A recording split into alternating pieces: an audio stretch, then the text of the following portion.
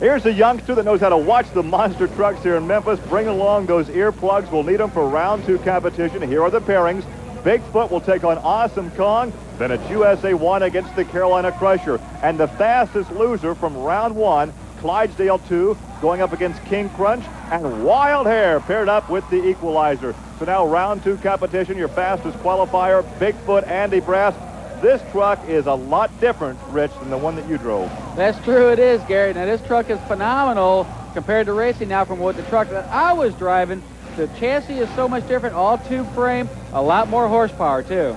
Steve Cain and Awesome Kong, only 44 inches wide. That is the mid-engine Chevrolet truck.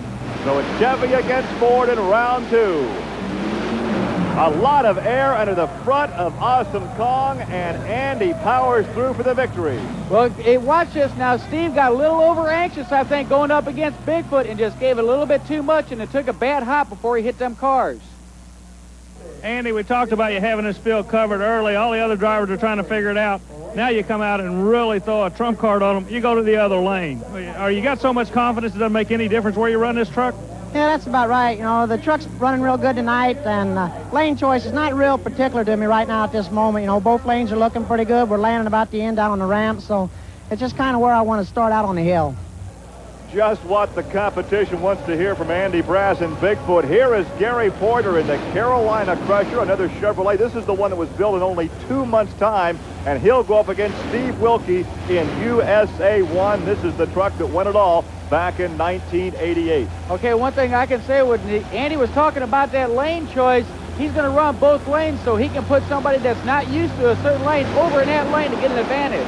A little strategy on the part of Bigfoot, but right now it's the Carolina Crusher taking this matchup, and that's a bit of a surprise. It sure is. That's kind of an upset there. See Carolina Crusher beat USA 1 on an indoor course.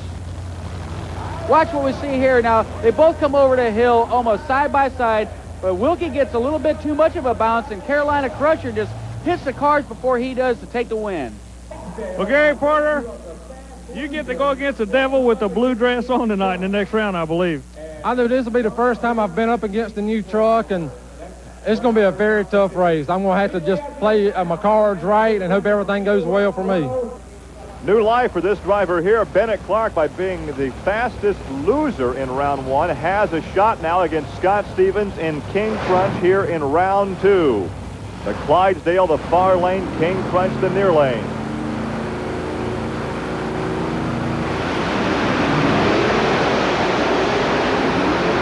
And look at the air under King Krunch, but a big victory over Clydesdale. Yeah, Clydesdale got a little crooked there. Looks like he was almost going to run into King Krunch. But now watch the smoke come out from the engine there, Crunch's motor. That's right when he hit the throttle, but he didn't quite hit it right on that hill.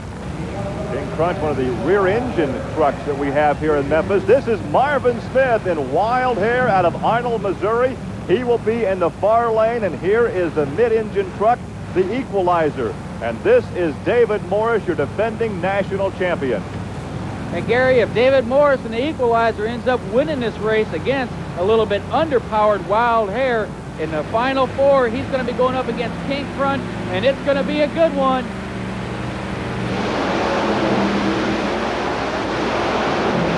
A lot of altitude there for David Morris. He takes the victory, though, and he indeed will go against King Krunch in the next round. It seems that Marvin had a little bit of trouble before he hit them cars. Look how far behind he got. I think he has some problems with his engine. Rich, let's review second round competition. Bigfoot took the win over Awesome Kong, and in a mild upset, Carolina Crusher defeated USA 1. The Clydesdale then was knocked out by King Krunch, and you just saw Equalizer with David Morris defeat Wild Hair. So now we have 4 monster trucks remaining in the competition. We are ready for semifinal action, and here is Andy Brass in Bigfoot. He has consistently been the fastest through qualifying in each of the 2 rounds. His competition is Gary Porter. They have got this new lightweight truck, a new suspension design and everything, and I'm going to have to cut a good light and hope I can get them off the starting line. Andy Brass out of St. Louis, Missouri, still getting acclimated to Bigfoot 8. It's really hard to get used to. It sways a lot, it moves a lot. You know, we got on the average 20, 24 inches of travel, but that also moves from side to side. One of these 2 will end up in the championship round, Bigfoot and the Carolina Crusher.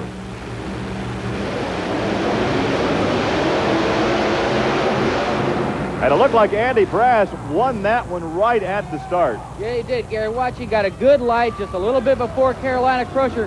But Gary Porter wasn't about to give up. He still got a good bounce on the cars, but his back end was up a little too much. He lost some traction. The year that you guys took off, is this where it all pays dividends, the research and development? Because the truck looks perfect, Andy. Well, it looks perfect. It's not perfect. We've been working on this truck for about 8 months. We laid back last year, didn't run this series because we was running with an old truck, and we didn't want to bring this truck out until we was really ready for it, you know. And I'm thinking right now that, you know, the 8 months that we did take to build it and about 2 or 3 months of testing paid off.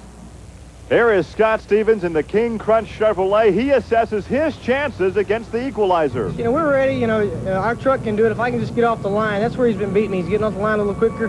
His truck's lighter, so, you know, it takes that initial movement just that much quicker. And David Morris in the Equalizer appears to be looking past to a shot at Bigfoot. I know if I can beat Krunch, I'm going to be in the finals with Foot, and it's going to take everything I can possibly do out here to beat the Foot truck tonight because he's running real fast times, but I'm going to put her to the wood. So it looks like the Equalizer may be looking past King Krunch. Let's see if he'll be in the finals against the Foot.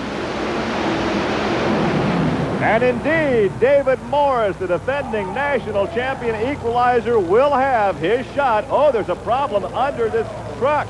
Gary, what's happening down here, it looks like it's just radiator fluid coming out. He might have just busted a hose or something. He took a pretty bad jolt on these cars because he has some good momentum going, but I'm pretty sure it'll be minor difficulties. David, a 406 puts you in a final, but a lot of liquids coming out of the truck. What is it? Just some hose clamps loosened up and the radiator hose pulled off when I impacted on the cars.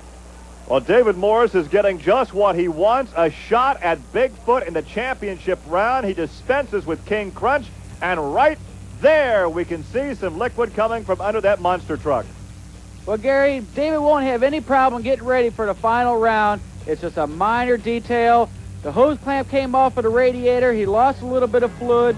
They're wanting to pull him out of the arena, but he won't need to. They can fix it right there. They're going to unhook it. They got the clamp already. They got some antifreeze and some water to put in. They'll just let it cool down a little bit, and they'll be ready to go. We are ready for the championship. The Chevy Equalizer, the Ford Bigfoot coming up. Stay with us.